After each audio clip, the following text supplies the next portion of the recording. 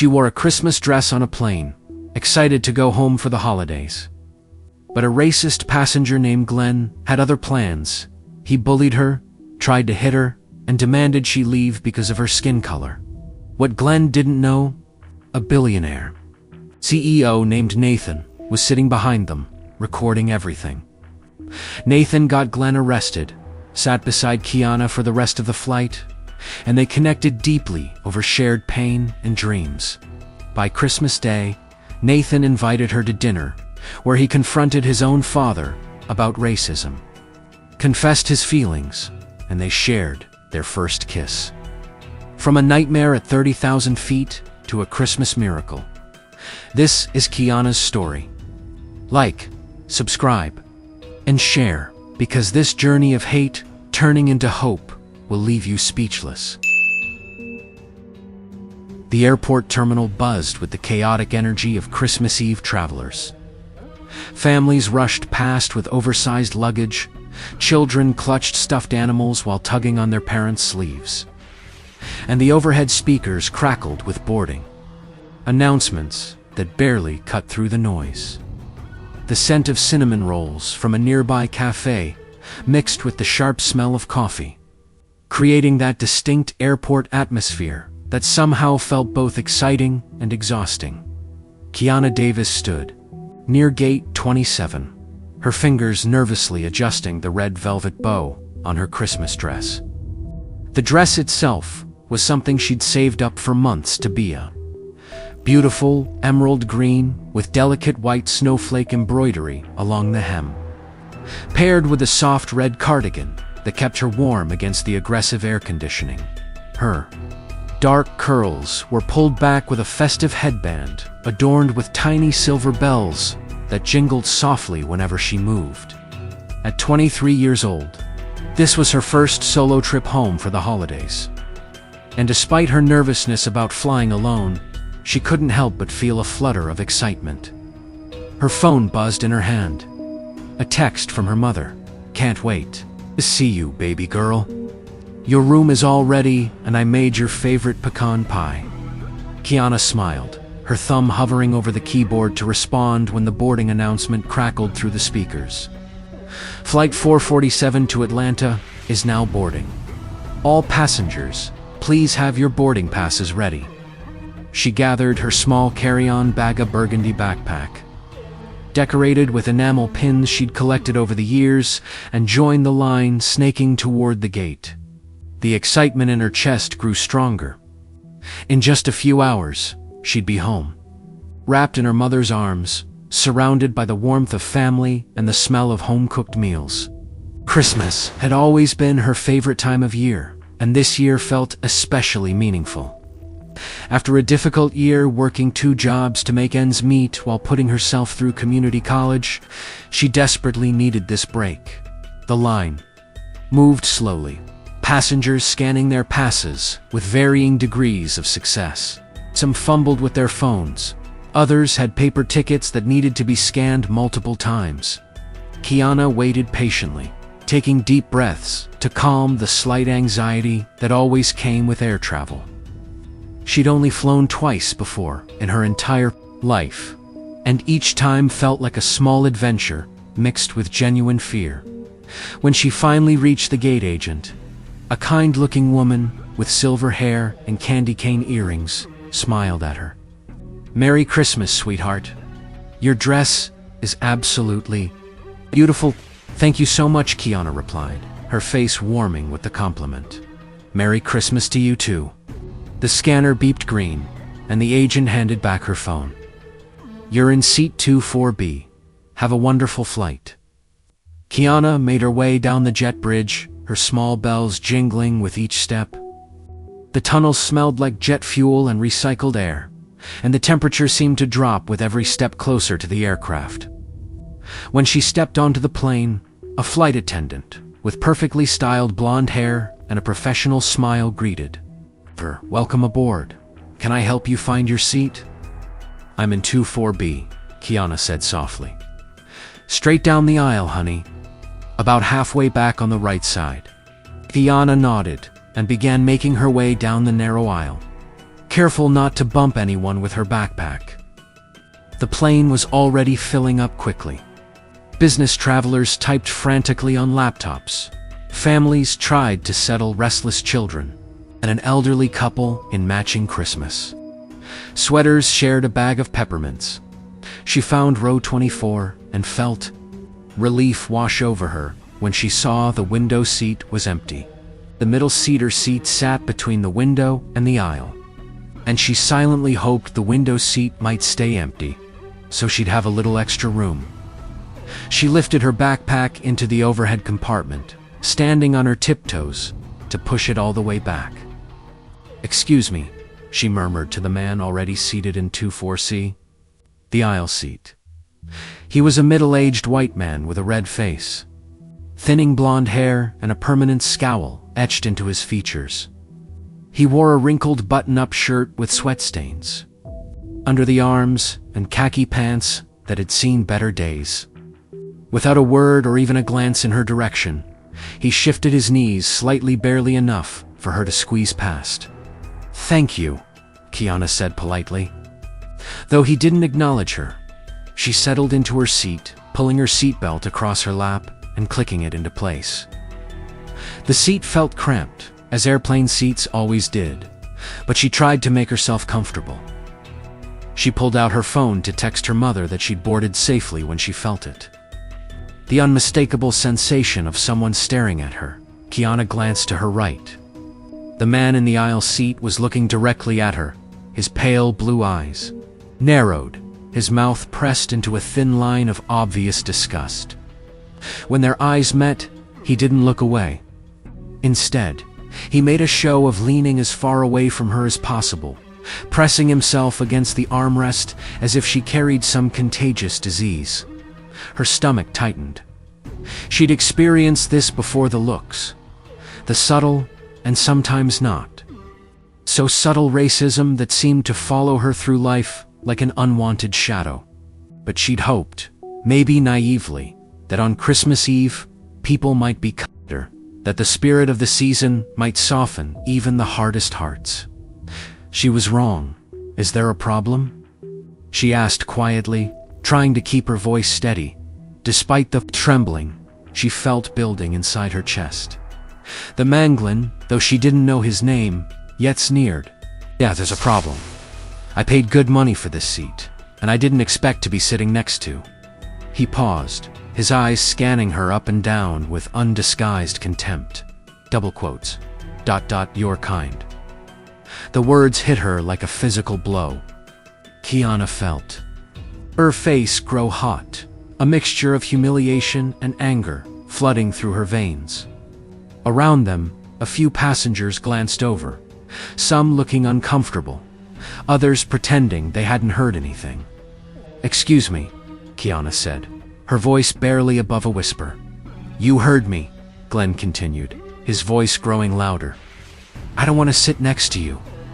The smell alone is going to make me sick for the entire flight. Why don't you do everyone a favor and find another seat? Maybe in the back where you belong." Tears pricked at Kiana's eyes, but she refused to let them fall. She wouldn't give him that satisfaction. "I have assigned seating, just like you. I have every right to be here." Glenn's face turned an even deeper shade of red. "Rights? You people. Always talking about rights. This is a private airline. They can remove anyone they want. And trust me, when I'm done complaining, you'll be off this plane so fast, sir. Is there a problem here?" Both Kiana and Glenn looked up. The blonde flight attendant stood in the aisle, her professional smile still in place, but her eyes showed concern. Glenn immediately shifted his demeanor, his voice taking on a tone of false reasonableness. "Yes, actually, there is a problem. I'd like to request a seat change. I'm not comfortable sitting here." The flight attendant's eyes flickered to Kiana, who sat frozen in her seat, humiliation burning through every inch of her body. "Sir, we're completely booked today. I'm afraid there are no available seats." "Then maybe she should move," Glenn said, pointing at Kiana without even looking at her. I'm sure you can find her something in the back. Isn't that where the cheaper seats are anyway? That's probably all she could afford with that outfit. The flight attendant's expression hardened slightly. Sir, all passengers have assigned seating based on their tickets. No one will be moving unless there's a legitimate safety concern. This is a safety concern. Glenn's voice rose sharply. I don't feel safe sitting next to her. Who knows what she is carrying? What kind of that's enough? The flight attendant's voice cut through his rant like a knife. Sir, if you continue to harass this passenger, I'll have no choice but to call security and have you removed from this flight. For the moment, Kiana felt a glimmer of hope. Maybe this would end here. Maybe Glenn would back down, and she could just endure the flight in uncomfortable silence. But Glenn wasn't finished. He stood up abruptly, his considerable bulk towering over Kiana's seated form. Harass? I'm the one being harassed? I paid for a comfortable flight, not to be subjected to sitting next to some, sir.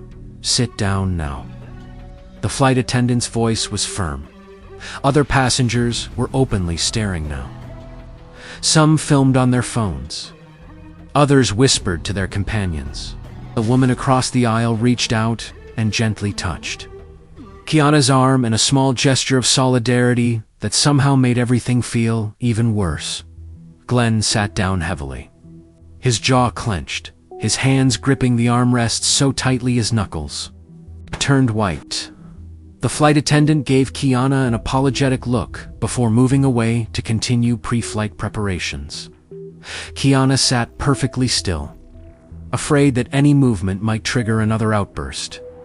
Her Christmas dress, which had made her feel so beautiful and festive, just minutes ago now felt like a spotlight, drawing unwanted attention. The little silver bells on her headband, which had seemed so cheerful in the airport, now felt like a cruel joke.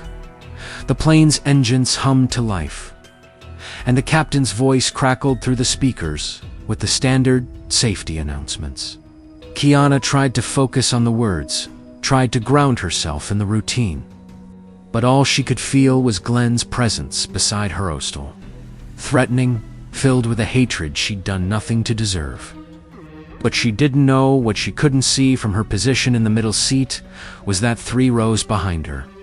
In seat 27A sat Nathan Blackwood. At 35 years old, Nathan was the CEO of Blackwood Technologies, a software company, worth billions. He traveled frequently for business, always in first class. But today's last-minute Christmas Eve flight had been so overbooked that even his assistant couldn't secure anything better than economy. Nathan had watched the entire exchange with growing anger. He'd heard every vile word Glenn had spoken, seen the hurt flash across the young woman's face, witnessed the way she'd tried to maintain her dignity in the face of such cruel prejudice, and Nathan Blackwood had seen enough.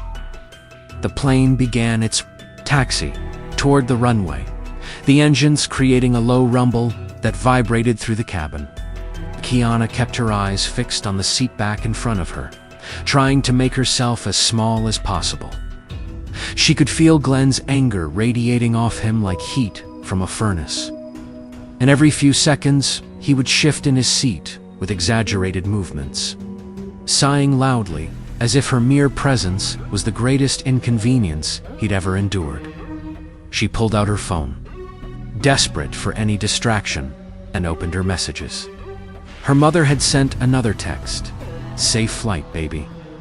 Can't wait to see you. Love you to the moon and back. The words made Kiana's throat tighten. She typed back quickly. Love you too, Mom. See you soon. She hesitated, then added a heart emoji, not wanting to worry her mother with what was happening as she put her phone into airplane mode. Glenn leaned toward her. She could smell cigarette smoke on his breath, stale and acrid. You think you're so special, don't you? He hissed, his voice low enough that the flight attendants couldn't hear from their positions at the front of the cabin. Wearing that ridiculous dress, those stupid bells. Probably think you're going to some fancy Christmas party. Let me tell you something. People like you don't belong in places like that. You don't belong here, period. Kiana's hands trembled in her lap. She wanted to respond, wanted to defend herself, but the words stuck in her throat. Every survival instinct she developed over years of facing racism told her the same thing. Don't engage, don't escalate, just endure. My tax dollars probably paid for your ticket, Glenn continued, warming to his subject. Welfare, food stamps, whatever handout program you're sucking dry.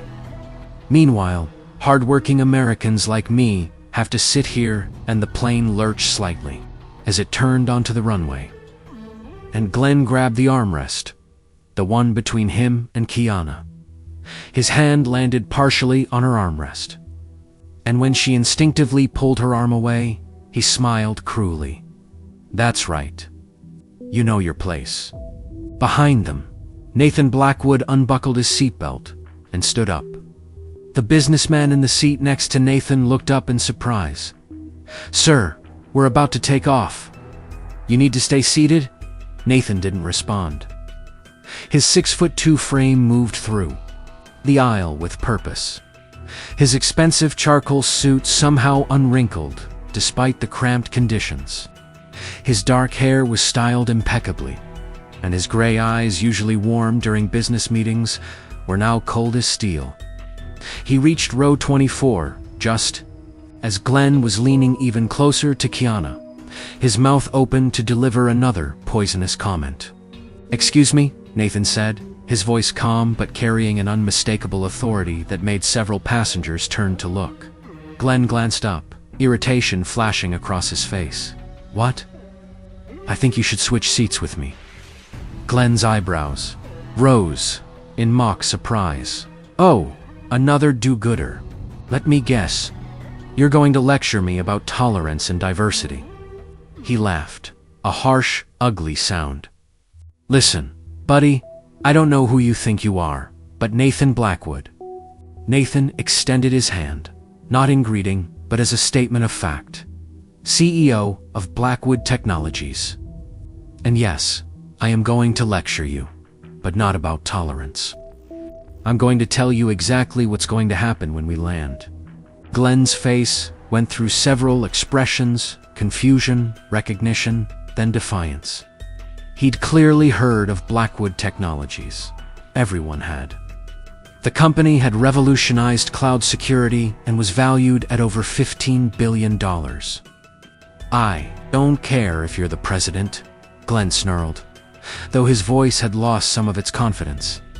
I have freedom of speech. I can say whatever I want. Actually, no, you can't. Nathan's voice remained eerily calm, which somehow made it more menacing. Freedom of speech protects you from government censorship. It doesn't protect you from consequences. And trust me, there will be consequences. A flight attendant appeared. The same blonde woman from before, now accompanied by a senior crew member with silver stripes on his uniform. Clearly, the head flight attendant, or possibly the co-pilot. Gentlemen, we're about to take off. Everyone needs to be seated immediately, the senior crew member said firmly. Nathan didn't move. I need to report a passenger for harassment and assault. Assault? Glenn's voice rose to a near shout. I didn't assault anyone. This is ridiculous. He's making things up. To defend you invaded her personal space? Made physical contact with her armrest to intimidate her. And have spent the last 10 minutes verbally abusing her with racial slurs, Nathan said, his voice cutting through Glenn's protests like a blade. I heard every word. I've been recording on my phone since we boarded, and I'm quite certain the passenger across the aisle has been filming as well. The woman across the aisle, middle-aged Hispanic woman with kind eyes, nodded immediately. I have it all on video. Everything he said to her. Glenn's face went from red to pale in an instant. His eyes darted between Nathan, the flight attendants, and the growing number of passengers watching the scene unfold. "This is entrapment," Glenn protested weakly. "You can't record me without my consent." "Actually, in a public space with no reasonable expectation of privacy, I absolutely can," Nathan replied. "I'm also quite friendly with the CEO of this airline. We golf together. I'm certain he'd be very interested to know what's happening on one of his Christmas Eve flights." The senior crew member's expression had shifted from annoyed to deeply concerned. "Sir," he addressed Glenn, "I'm going to have to ask you to gather your belongings. You're being removed from this flight." "What? No. You can't do that. I have a ticket. I paid for this seat." "You violated our terms of service the moment you began harassing another passenger," the crew member said firmly. "Security is being called now. You can either leave voluntarily or we can have you escorted off. Your choice." Kiana sat frozen throughout this entire exchange, unable to process what was happening. This man, this stranger, was defending her, fighting for her. No one had ever done that before. In past incidents, she'd always been alone, forced to endure or retreat. But now someone was standing up for her, and not just anyone, someone with real power, real influence. Glenn stood up, his body shaking with rage. For a terrifying moment, Kiana thought he might actually hit someone. His fists clenched at his sides. His breathing came in short, angry bursts, and his eyes swept across the watching passengers with pure hatred. "This is discrimination," he spat. "You're all discriminating against me because I'm white. Because I dared to speak the truth. You're all sheep, following your politically correct, sir." The senior crew member's voice was ICE security. Now, airport security officers appeared at the front of the plane, their presence making it clear this was no longer a debate. Glenn grabbed his bag from the overhead compartment with such force that several items fell out a paperback book. A bag of chips, some crumpled receipts. He didn't bother picking them up. As he passed Kiana's row, he stopped, turned, looked directly at her. "You think you've won something?" His voice was low, venomous. "People like you will never keep moving." One of the security officers gripped Glenn's arm firmly. "No." Glenn jerked his arm away but continued walking, still muttering obscenities as he was escorted off the plane. The entire cabin watched in silence until he disappeared into the jet bridge. Then, as if someone had released a pressure valve, everyone started talking at once. Nathan turned to Kiana, his stern expression softening immediately. "Are you all right?" Kiana looked up at him, and for the first time since boarding, she felt the tears she'd been holding back start to fall. I don't know. Thank you. You didn't have to do that." "Yes, I did," Nathan said simply. He glanced at the now empty aisle seat. "Would you mind if I sat here? I promise I'm much better company." Despite everything, Kiana found herself laughing, watery, relieved sound. "Please." Nathan retrieved his carry-on from his original seat and settled into 24C. The flight attendants, clearly shaken by the incident, came by to check on Kiana multiple times. The blonde attendant brought her extra snacks and a blanket. The woman, across the aisle, reached over and squeezed her hand. Even passengers several rows away turned to give her thumbs up or nods of support as the plane finally began its takeoff. Racing down the runway and lifting into the gray December sky, Kiana felt the adrenaline slowly draining from her body, leaving her exhausted and emotionally raw. "I'm Nathan, by the way," her new seatmate said, extending his hand properly this time. "Kiana," she replied, shaking it. His grip was warm and firm. "That's a beautiful name. And for what it's worth, your Christmas dress is lovely. The bells are my favorite part." Kiana touched the headband self-consciously. "Thank you. I almost didn't wear it. Thought maybe it was too much." It's perfect, Nathan assured her. Christmas Eve should be festive. You shouldn't have to dim your light because some people can't handle brightness. They sat in comfortable silence for a moment as the plane climbed higher. Atlanta was a 2-hour flight, and Kiana found herself grateful she wouldn't have to spend it sitting next to Glenn's hatred. "Can I ask you something?" Kiana said quietly. "Of course. Why did you help me?" "I mean, really? Most people just... they see things like that happen, and they look away. They don't want to get involved." Nathan was quiet for a long moment. His gaze focused on the clouds outside the window. When he finally spoke, his voice carried a weight that suggested old pain. "My mother was black," he said simply. "She passed away when I was 16. Breast cancer. But before that, I watched her endure a lifetime of exactly what you just experienced. People treating her as less than, making assumptions, saying cruel things. And my father, he was white. Like me, he didn't always stand up for her the way he should have. I think he was afraid. Afraid of confrontation, afraid of making waves in his corporate world. He'd tell her to ignore it, to rise above it." He turned to look at Kiana, and she could see genuine emotion in his eyes. "I swore after she died that I would never be like my father, that I would never look away, that I would use whatever privilege, whatever power I had to stand up when I saw injustice. So when I heard that man talking to you like that, ... double quotes, he shook his head. I heard every disgusting thing my mother probably heard 1,000 times. And I wouldn't stay silent." Kiana felt fresh tears streaming down her face, but these were different. These weren't tears of humiliation or fear.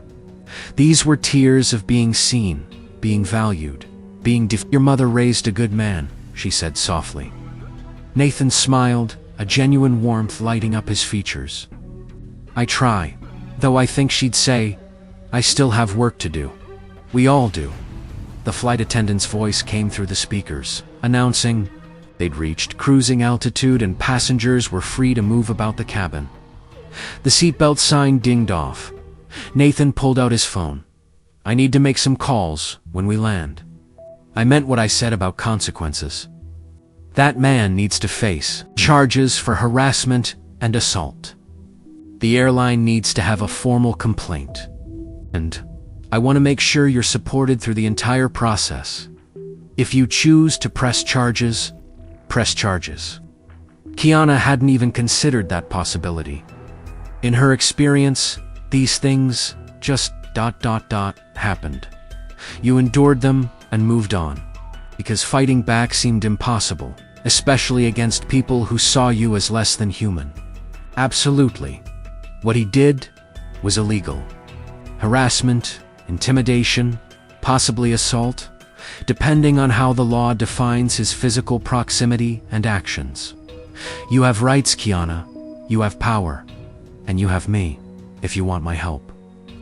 I have lawyers, very good lawyers, who would take this case in a heartbeat, pro bono. No cost to you. Kiana's mind spun. This was all happening so fast. An hour ago, she'd been excited about going home for Christmas. Then her world had turned dark and hostile. And now this stranger, this wealthy, powerful CEO, was offering to fight her battles with her. I don't know, she admitted. I just wanted to go home and have a nice Christmas with my family. Then you should, Nathan said gently. You absolutely should. But you can do both. You can enjoy your holiday and still hold him accountable. Think about it. I'll give you my contact information. Whatever you decide, I'll support it. The plane soared through the evening sky. The sun setting in brilliant shades of orange and pink that painted the clouds below like a watercolor masterpiece. Kiana watched through the window, her mind still trying to process the whirlwind of the last hour. Next to her, Nathan worked quietly on his laptop, occasionally glancing her way to make sure she was all right. The flight attendants had been extraordinary, attentive, since Glenn's removal. They'd brought Kiana hot chocolate, despite it not being on the standard beverage menu, and the senior crew member had personally apologized for what she'd endured.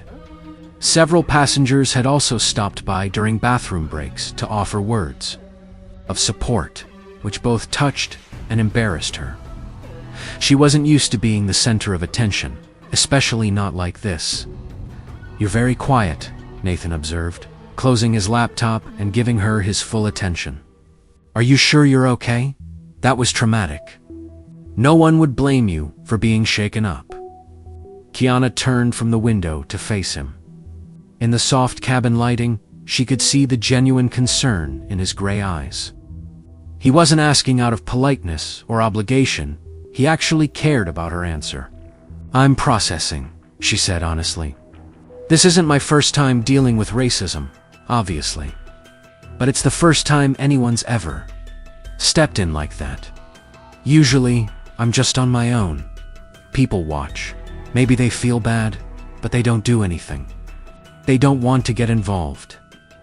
Nathan nodded slowly. "I understand. And I'm sorry you've had to develop that expectation, that you've been conditioned to face hatred alone. It's just reality," Kiana said with a shrug, though the gesture felt heavier than it should. "My mom always taught me to keep my head down. Stay polite, don't make waves. She said, confrontation only makes things worse. That people like Glenn, they're everywhere, and fighting them all would be exhausting." "Your mother sounds wise," Nathan said carefully. "She was teaching you survival, protecting you the only way she knew how. But," he paused, choosing his words, "sometimes survival isn't enough. Sometimes we deserve more than just enduring. We deserve justice, dignity, consequences for people who think they can treat others as less than human." Kiana considered this. Her mother had indeed taught her survival tactics, born from her own experiences growing up in the segregated South. Even though times had changed, her mother's fear hadn't the fear that speaking up would only bring more danger, more pain. "Tell me about yourself," Nathan said, clearly wanting to shift the conversation to something less heavy. "You're heading home for Christmas. Where's home?" "Atlanta," Kiana replied, grateful for the change in subject. "Born and raised. I've been in Charlotte for the past 2 years for school. Community college. I'm studying business administration." Nathan's face lit up with interest. "Business administration. That's fantastic. What do you want to do with it?" Kiana felt herself relaxing slightly. Talking about her dreams was safer territory than rehashing trauma. "I want to start my own business. Eventually, a boutique. Maybe. I love fashion, design, helping people find clothes that make them feel confident and beautiful. Especially women who look like me. Growing up, it was so hard to find stores that catered to Black women, that understood our style, our needs, our beauty standards. I want to create that space." "That's an incredible vision," Nathan said, and she could hear the sincerity in his voice. The fashion industry desperately needs more diverse voices, more representation. "Have you started working on a business plan?" "Sort of," Kiana admitted. "Between working 2 jobs and taking classes, it's hard to find time. But I sketch designs, research suppliers, look at potential locations. It's still just a dream, though. Starting a business takes capital, and I'm barely scraping by as it is." Nathan pulled out his phone and typed something quickly. "I'm sending you some resources. Grants specifically for minority-owned businesses, incubator programs, mentorship opportunities. Blackwood Technologies has a foundation that supports entrepreneurs. I'd love to connect you with our team." Kiana blinked in surprise. "You don't have to do that." "I know I don't have to. I want to. Kiana, what happened today was horrible, but it doesn't define you or your future. You have dreams, ambitions, talent, those deserve support. He smiled. Besides, I have a feeling you're going to be very successful. Call it CEO intuition? For the first time since boarding the plane, Kiana felt genuinely happy. Not just relieved or grateful, but truly happy. This conversation, this connection with Nathan, it felt natural, easy. He wasn't talking down to her or treating her like a charity case. He was treating her like an equal, like someone worth investing in. Can I ask you something personal? Kiana said, emboldened by his openness. Anything? You said your mother was black. Did you face any issues growing up? Being biracial? Nathan's expression grew thoughtful. Yes and no. I present as white, so I had privilege my mother never did. But I also saw the world through her eyes. Heard the comments people made when they didn't think I was one of them. My parents' marriage faced constant criticism. From both sides, honestly. Some of my father's family refused to acknowledge.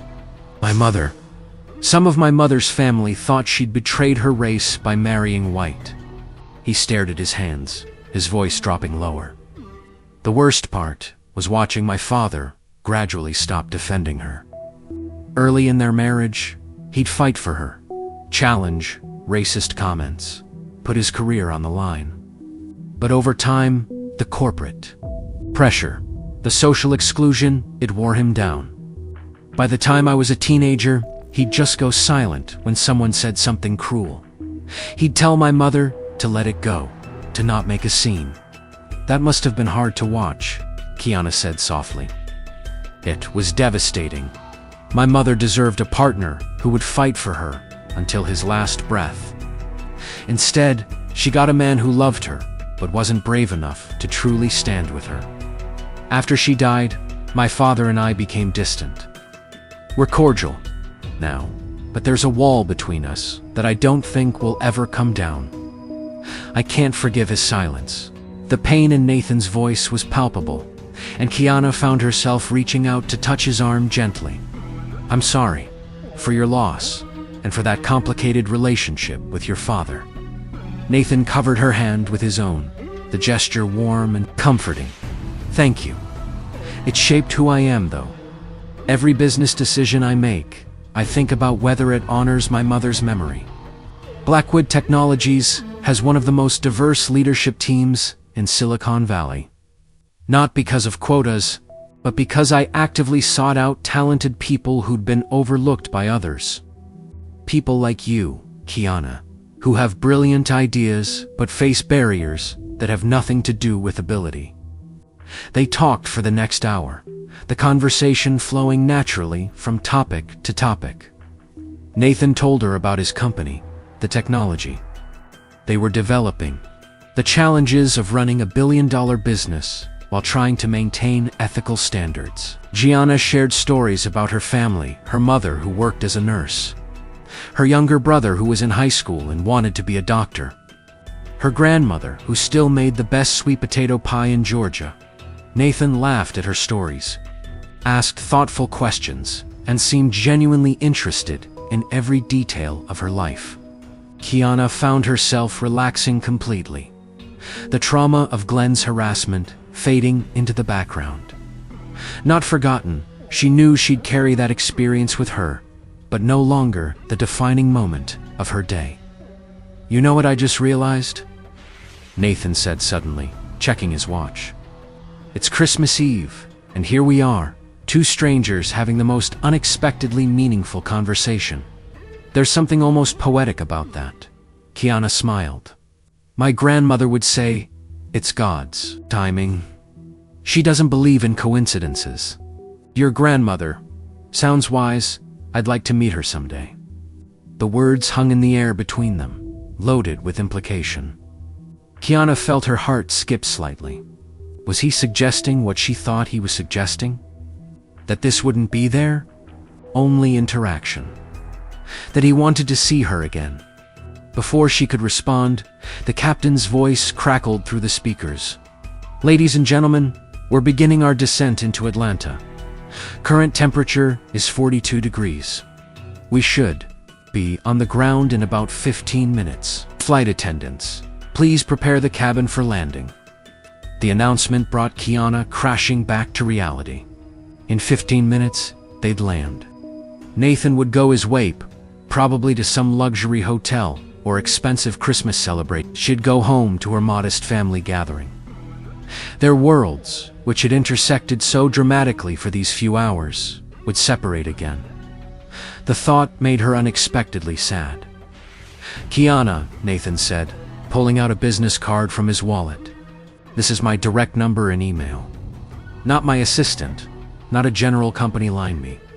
I want you to contact me after Christmas. We're going to pursue legal action against Glenn, and I want to make sure you're protected and supported through that process.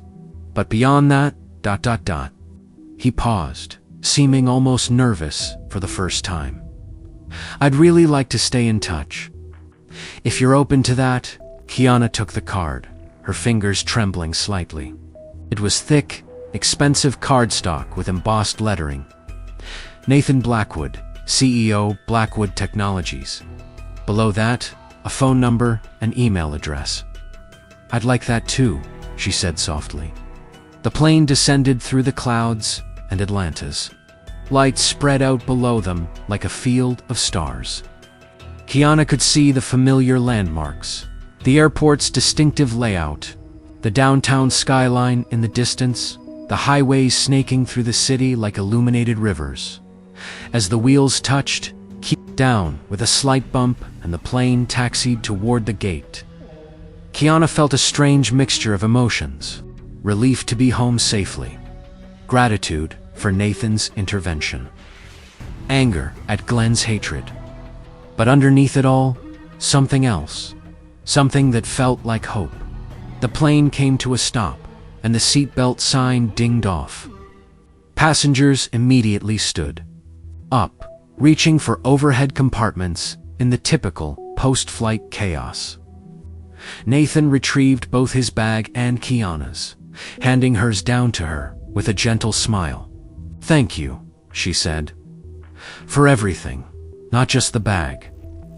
"You don't need to thank me for doing what's right," Nathan replied. They moved into the aisle, joining the slow shuffle toward the exit. "But you're welcome anyway." At the jet bridge, they paused. The moment felt significant somehow, like they were standing at a crossroads. Behind Kiana, passengers were getting impatient, but she didn't care. "Merry Christmas, Nathan," she said. "Merry Christmas, Kiana." They walked together through the jet bridge and into the terminal. The airport was decorated festively, enormous Christmas trees with twinkling lights. Garland draped everywhere, cheerful music playing over the speakers. Families reunited with tearful hugs. Children squealed with excitement, and the whole place buzzed with holiday energy. "My mother's picking me up at baggage claim," Kiana said as they walked. "What about you?" "I have a car service meeting me," Nathan replied. Then he stopped walking, turning to face her fully.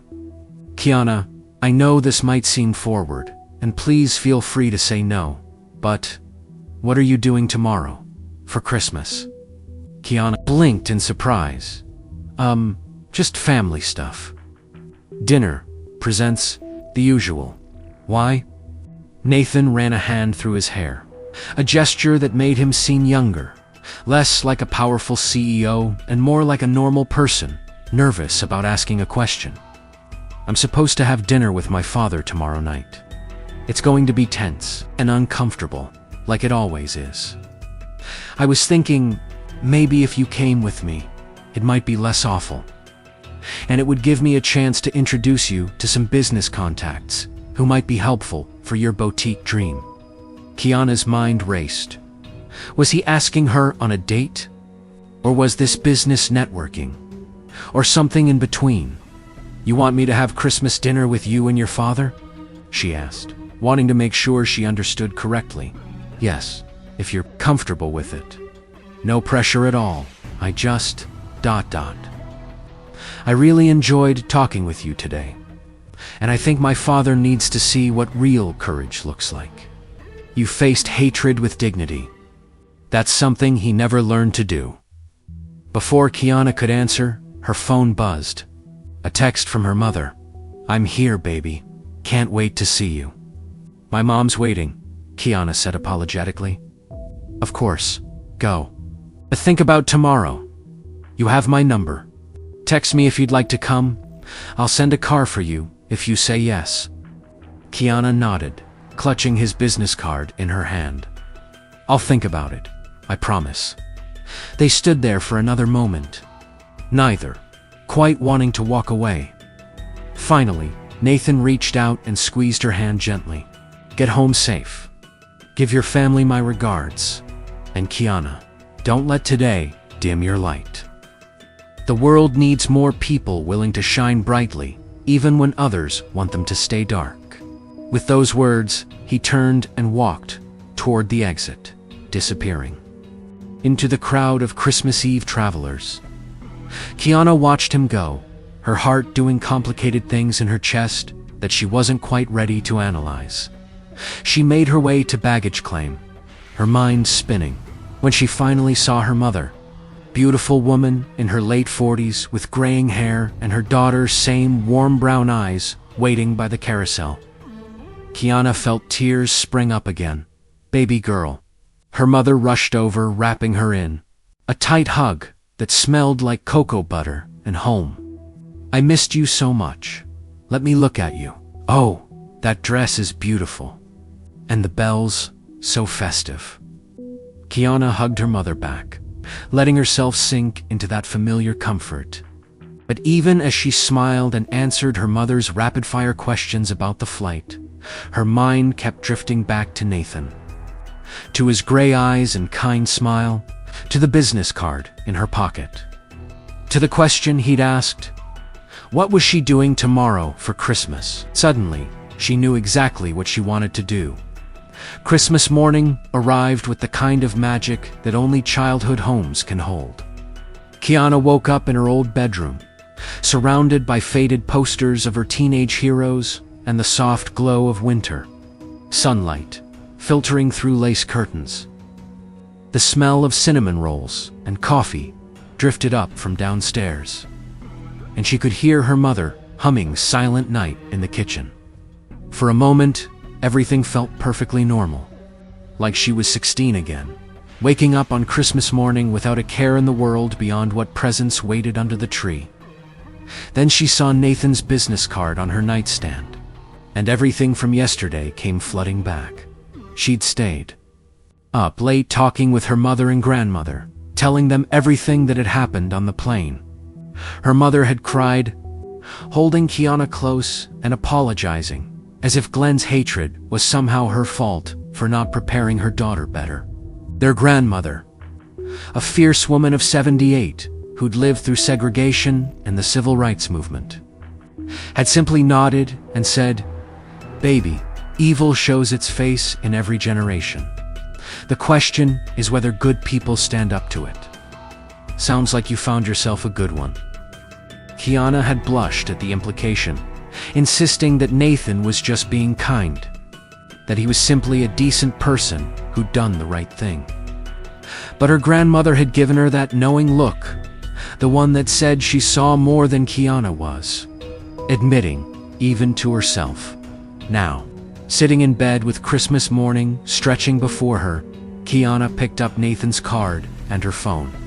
She'd been thinking about his invitation all night. Part of her wanted to stay home, to spend Christmas exactly as planned with her family. It was safe, comfortable, expected. But another part of her, the part that had worn a festive Christmas dress on a plane, despite knowing some people might judge her. The part that dreamed of owning her own business, despite having no money. The part that refused to be diminished by hatred. That part wanted to say yes. Before she could say herself, she typed out a text. "Good morning, Nathan. Merry Christmas. I'd like to accept your invitation for dinner tonight, if the offer still stands." Kiana, she hit send before fear could stop her. The response came within 2 minutes. Best Christmas present I could ask for? I'll send a car for you at 5 p.m. Send me your address. And Kiana, thank you. This means more than you know. Merry Christmas. Kiana's heart raced as she typed out her mother's address. What was she doing? She was about to have Christmas dinner with a billionaire CEO and his father, a man Nathan had described as difficult and cowardly. She'd be walking into a complicated family dynamic, probably overdressed or underdressed. Definitely out of her element, but she was going to do it anyway. Downstairs. Her mother was pulling cinnamon rolls from the oven when Kiana entered the kitchen. Her younger brother Marcus sat at the table in flannel pajamas, already 3 bites into a roll, despite them being fresh from the oven. Merry Christmas, sweetie. Her mother beamed, setting down the hot pan. Did you sleep well? Merry Christmas, Mom. Marcus. Kiana slid into a chair, accepting the steaming mug of coffee her mother handed her. I slept okay. Actually, I need to tell you something. Her mother's smile faltered slightly, the worry lines around her eyes deepening. What's wrong? Nothing's wrong. It's just... Remember that man from the plane, Nathan? He invited me to Christmas dinner with his family tonight, and I said yes. The kitchen went silent, except for the ticking of the wall clock shaped like a rooster. Marcus stopped, mid-chew, his eyes going wide. Her mother slowly lowered herself into a chair. You're going to have dinner with a stranger? Her mother's voice was careful, controlled the tone she used when she was trying very hard not to overreact. He's not a stranger, Mom. Not really. We talked for 2 hours on that plane. And he helped me when no one else would. He's a good person. Baby, I'm grateful to him for what he did. Truly, I am. But you just met him yesterday. You don't know him. What? Kiana interrupted gently. What if he's exactly who he seems to be? What if this is an opportunity? He wants to help me with my business dreams. Mom, he has connections, resources, mentorship programs. And yes, maybe there's something else there too, but I'll never know if I don't take the chance. Her grandmother appeared in the doorway, wrapped in a quilted robe, her silver hair still in rollers. She must have been listening from the hallway. Let her go, Diane, she said to Kiana's mother. The child's 23 years old. She can make her own decisions. Mama, you don't understand. I understand perfectly. Her grandmother shuffled to the table and sat down with a slight groan. I understand that you're afraid. Same way. I was afraid when you wanted to go to that integrated school back in '85. Same way my mama was afraid when I wanted to marry your grandfather and move north. Fear keeps us safe, but it also keeps us small. She reached across the table and took Kiana's hand. You feel something for this boy? Kiana felt her cheeks warm. I don't know, maybe. It's too soon to call it anything, but I want to find out. Her grandmother nodded, satisfied. Then you go. You wear something beautiful. You hold your head high, and you see what happens. Life's too short to say no to possibilities. Kiana's mother looked between her own mother and her daughter, clearly outnumbered. Finally, she sighed. Fine, but you text me every hour. Then, if anything feels wrong, anything at all, you call me immediately, and I'll come get you. I promise, Mom. The rest of Christmas morning unfolded in its familiar rhythm. They opened presents under the tree. Kiana gave her mother a necklace she'd saved up for. Marcus got the video game he'd been wanting, and her grandmother received a warm shawl. They laughed, took photos, and ate too many cinnamon rolls. But underneath it all, Kiana felt nervous, anticipation building with each passing hour.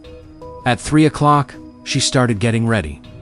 She stood in front of her closet, staring at her limited options. What did one wear to Christmas dinner with a billionaire? her grandmother appeared in the doorway. "Wear the dress." "What dress? The one from yesterday? The Christmas dress?" "You felt beautiful in it, didn't you? Before that hateful man tried to steal your joy?" Kiana looked at the emerald green dress hanging in her closet. She'd been planning to never wear it again, to let Glenn's poison taint it forever. "Grandma, I can't. Every time I look at it, I'll remember exactly." Her grandmother came into the room, pulling the dress from the closet. "You'll remember that you survived, that you found someone who stood up for you, that you're going to dinner with a good man who saw you at your most vulnerable and thought you were worth fighting for. Don't let hate win, baby. Reclaim your joy." Kiana took the dress, tears pricking her eyes. Her grandmother was right. Wearing the dress again would be an act of defiance, of resilience. It would prove that Glenn hadn't broken her spirit. At exactly 5 o'clock, a sleek black car pulled up in front of the Modis house. Kiana had redone her hair, letting her curls fall in soft waves around her face. She wore the Christmas dress with pride, the little silver bells jingling softly. She'd added simple gold earrings and her best shoes, black heels, that made her feel confident.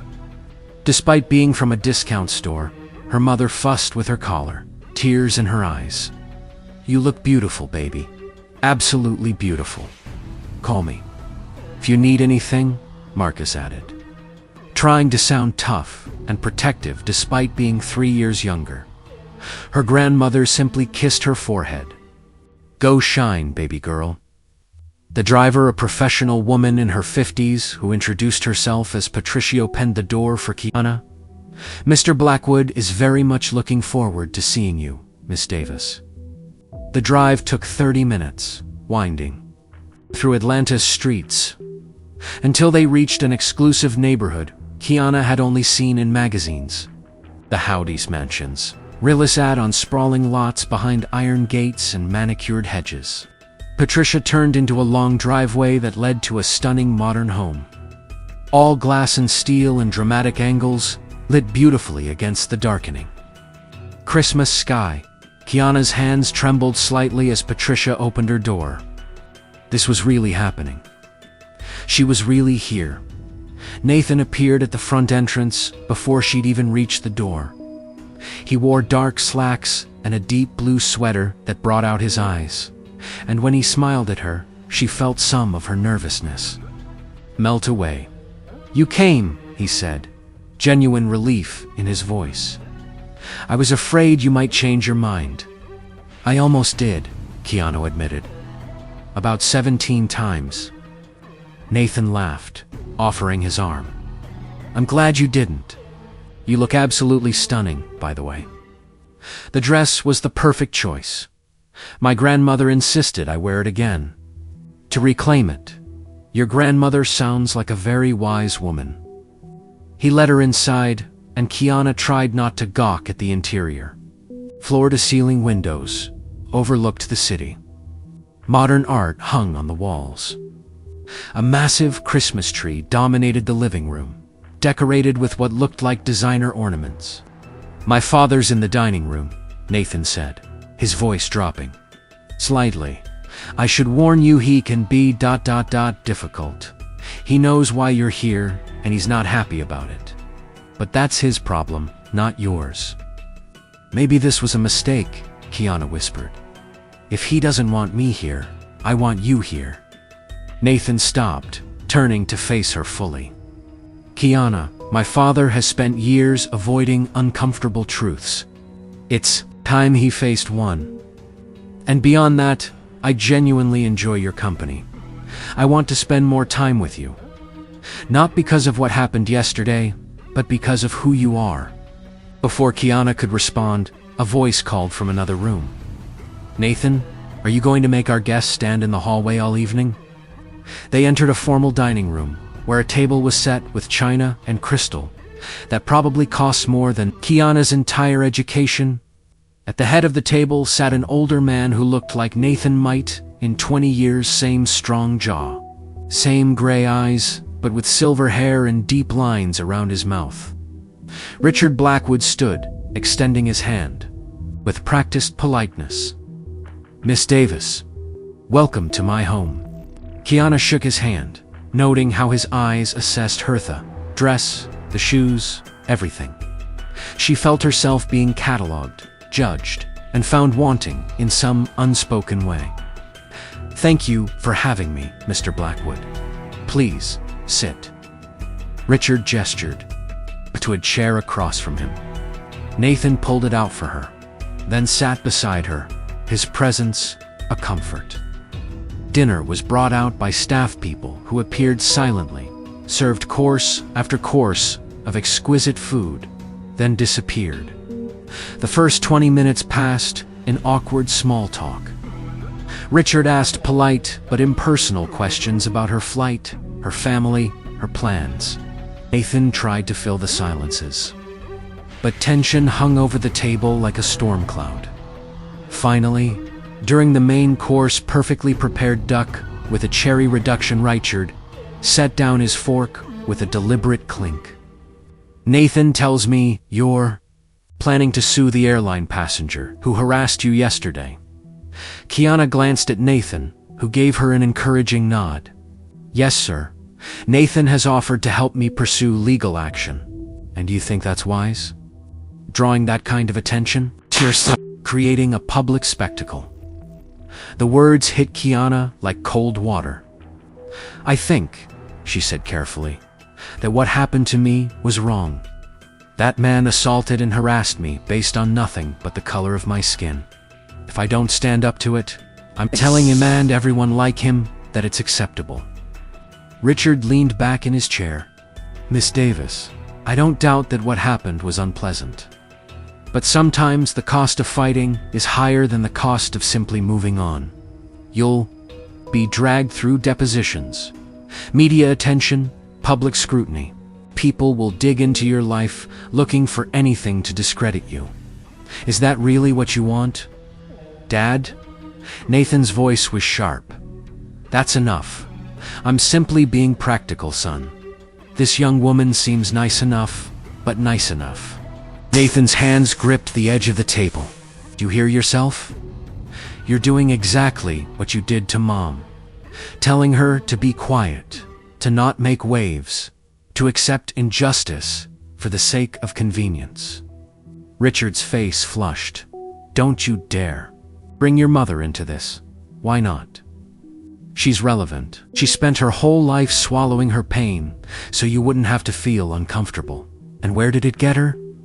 She died without ever knowing what it felt like to have her husband truly fight for her." The room went silent, except for the ticking of an antique clock on the mantel. Kiana wanted to disappear, to sink through the floor. This was exactly what she'd feared, being caught in the middle of a family conflict she didn't understand and couldn't fix. "You know nothing about my marriage?" Richard said quietly, his voice tight with barely controlled anger. "I know everything about it. I watched it every day for 16 years. Nathan stood up, throwing his napkin on the table. "I watched you love Mom, but failed to defend her. I watched her cry in the kitchen after your colleagues made racist jokes at company parties. I watched her pretend she was fine when your family excluded her from gatherings. And I watched you let it happen, because standing up for her might have cost you something." Richard stood too, facing his son across the table. "You think it was easy? You think I didn't struggle? I had a career, responsibilities. You had a wife." Nathan's voice cracked with emotion. "A wife who deserved better than a husband who chose comfort over courage. And now, here we are again. Another black woman facing hatred. And your advice is to stay quiet. To accept it. To not fight back." He turned to Kiana, his eyes blazing, but his voice gentle. "I'm sorry. This isn't what I wanted tonight to be, but I need you to know something. You deserve to fight. You deserve justice. You deserve someone who will stand with you, not tell you to sit down." Kiana felt tears streaming down her face, though she wasn't entirely sure why. The raw emotion in the room, Nathan's passionate defense, the pain on Richard's face was overwhelming. "I loved your mother," Richard said quietly. All the fight suddenly gone from his voice. He sank back into his chair, looking older than his years. "I loved her more than I've ever loved anyone. But you're right. I failed her. I was a coward." The admission hung in the air. Nathan slowly sat back down, his anger deflating into exhausted sadness. "Miss Davis," Richard continued, looking directly at Kiana, "I apologize. My son is right. What I was suggesting encouraging you to stay exactly what I did to Sarah. What I've regretted every day since she died. You should fight. You should stand up. And you should have people around you who support that, not discourage it." He stood up again, this time moving around the table. To Kiana's shock, he extended his hand to her. "I'm sorry for what you experienced yesterday. I'm sorry for my initial response tonight. And I'm grateful that my son learned from my failures. He's twice the man I am." Kiana stood, shaking his hand. "Thank you, Mr. Blackwood." "That means a lot," Richard smiled sadly. "Please, call me Richard. And if you'll excuse me, I think I need some air. I'll leave you too, to finish your dinner in peace." He left the room, and Kiana and Nathan were alone. For a long moment, neither spoke. Then Nathan laughed a slightly hysterical sound. "Well, that was even worse than I anticipated." "That was intense," Kiana agreed, sitting back down with shaky legs. "But also, maybe necessary, maybe." Nathan reached across the table, taking her hand. "Kiana, I need to tell you something. Yesterday on that plane, when I stood up for you, it wasn't just about what was right. I mean, yes, it was absolutely the right thing to do. But there was something else." His thumb traced circles, "Pooh," on her palm, sending shivers up her arm. "From the moment I saw you in that Christmas dress, bells jingling, that beautiful smile on your face, I was struck by you. And then watching you handle Glenn's hatred with such grace, such dignity, I was in awe. Still am." Kiana's heart hammered. In her chest, "Nathan, ... I'm not expecting anything," he continued quickly. "I know we just met. I know our worlds are very different. But I'd like the chance to get to know you better. Not as a CEO, helping someone with their business dreams, though I absolutely want to do that. But as a man interested in an extraordinary woman." Kiana thought about her grandmother's words. Life's too short to say no to possibilities. She thought about how Nathan had stood up when others stayed silent. How he'd offered his help without expecting anything in return. How he'd challenged his own father to be better. "I'd like that too," she said softly. "Though I should warn you, I have no idea how to date a billionaire." Nathan grinned. "And I have no idea how to date someone as genuinely kind and beautiful as you. So we'll figure it out together." They finished dinner, talking and laughing. The earlier tension completely dissolved. Nathan told her stories about building his company, about his mother's influence on his business ethics. Kiana shared her dreams in more detail, painting pictures, with words of the boutique she wanted to create, the community she wanted to serve. As the evening wound down, Patricia appeared to drive Kiana home. But before they left, Nathan walked her to the door, his hand warm on the small of her back. "Thank you for coming tonight," he said, "for being brave enough to say yes. Thank you for inviting me, for seeing me." Nathan cupped her face gently, his thumb brushing away a tear she hadn't realized had fallen. "Kiana Davis, you're impossible not to see. You shine too brightly." He leaned in slowly, giving her every opportunity to pull away. But she didn't. Their first kiss was soft, sweet, tasting of cherry reduction and possibility. The bells on her headband jingled softly, and Kiana smiled against his lips. When they finally pulled apart, Nathan rested his forehead against hers. "Merry Christmas, Kiana." "Merry Christmas, Nathan." The drive home felt like floating. Kiana stared out the window, at Christmas lights blurring past, her fingers touching her lips. Her heart full of something she wasn't ready to name, but recognized as hope. When she got home, her family was still up, waiting anxiously. Her mother rushed over, searching her face for signs of distress or joy. "Well," her grandmother demanded, "how'd it go?" Kiana smiled, a real, genuine, joy-filled smile. "I think," she said slowly, "I think I just had the best Christmas of my life." Her mother pulled her into a hug, and Marcus high-fived her. And her grandmother simply nodded knowingly. Later that night, lying in bed, Kiana's phone buzzed with a text from Nathan. "Coffee tomorrow? I want to hear more about your boutique plans. Also, I just want to see you again." She responded immediately. "Yes to both. Merry Christmas, Nathan." "Merry Christmas, Kiana. Sweet dreams." Kiana fell asleep with Nathan's business card still on her nightstand, her Christmas dress hanging in the closet, and her heart full of the kind of hope that only comes when darkness is met with light, when hatred is answered with love, and when someone finally sees you exactly as you are and thinks you're worth fighting for.